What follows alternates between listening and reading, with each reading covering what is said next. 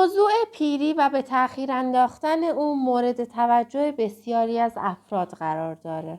همه میخوان طولانی ترین مدت زمان ممکن عمر رو با سلامتی و جوونی برای خودشون تجربه کنن. با پیشرفت علم و پژوهش در زمینه سلامت و تغذیه، اطلاعات بیشتری درباره عواملی که به تأخیر انداختن پیری کمک میکنن به دست اومده. روش‌های مختلفی برای به تأخیر انداختن پیری و حفظ جوونی وجود داره. اما یکی از عوامل کلیدی توی این راه تغذیه مناسبه. توی این راستا من 5 عادت غذایی برای به تأخیر انداختن پیری رو براتون معرفی میکنم. تا آخر این ویدیو با من همراه باشین تا با رعایت اینها از طول عمر و جوونی بهره ببرید. مورد اول، دریافت فیبر کافی.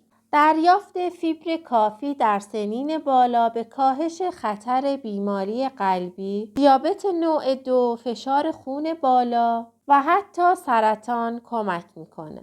دور بودن از این بیماری ها اندامهای داخلی رو جوون نگه میداره. برای دریافت فیبر کافی، غلات کامل، عدس، سبزیجات و میوه های بیشتری رو در رژیم غذایی روزمره خودتون بگنجونید.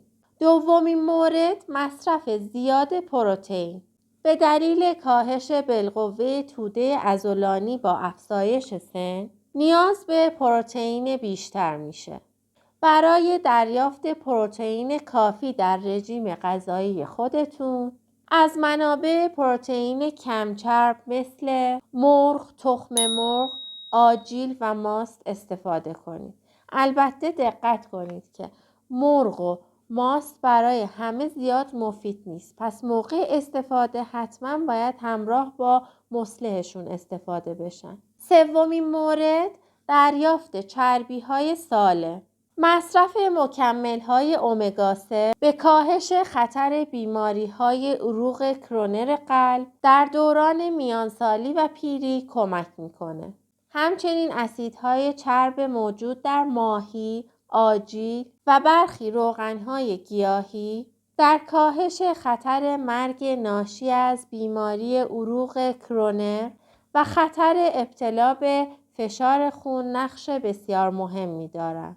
قبل از اینکه به مورد 4 و 5 بپردازم، حتما این ویدیو رو شیر کنی چون میتونه به درد خیلیا بخوره. 4مین مورد، رژیم غذاهای گیاهی. بر اساس تحقیقات، پیروی از رژیم غذایی گیاهی در طول زندگی باعث کند شدن روند پیری میشه. افزایش طول عمر، کاهش التهاب، کاهش وزن، تثبیت فشار خون و تأخیر در روند پیری پوست از دیگر مزایای رژیم‌های گیاهیه.